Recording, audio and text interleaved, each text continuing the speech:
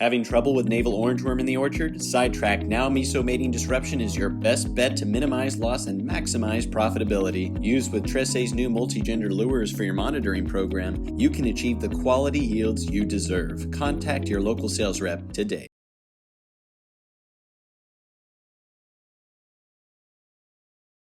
Hello, I'm Matthew Malcolm with Pacific Nut Producer Magazine, reporting to you here today with Sheriff Mike Boudreaux from the Tulare County. As we're in bloom right now in the almond industry, a big concern is with all these beehives coming in, and the value of that has really increased over the years as more growers are getting into the industry, and it's really a valuable commodity. Hive theft is a concern, and I wanted to talk about what's the status on that and what can we do to minimize loss? Well, beehives are one of those things that's increased in value over the recent few years. We're finding that criminals will make money through criminal means in any way that they can. Beehives are no different than that. So there's value in the hive itself because of the bees and the ability to harvest that honey.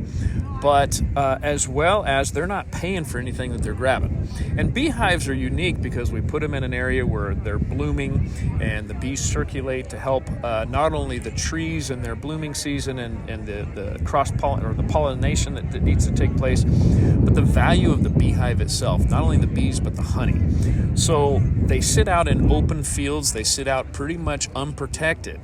So some of the efforts that I believe that we should be making is that when those bees' hives are out, put somewhat of a temporary security gate system or fencing around that. I would put small, inexpensive GPS tracker systems hidden within the hive itself.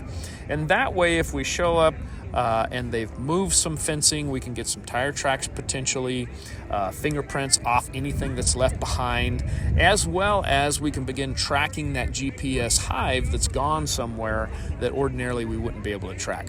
It's important that you paint your hives a certain color, you mark your hives a certain marking, all of which helps us to identify that particular hive is stolen.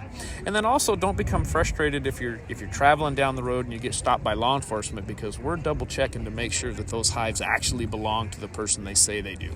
So put verifications within your drivers and or your owners to verify that those hives in fact belong to you, so that we can quickly identify and move you on your way.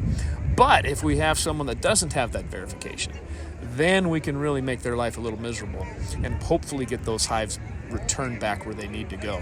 But I think a little extra effort in security and protection of your own hive will help law enforcement track down the bad guy.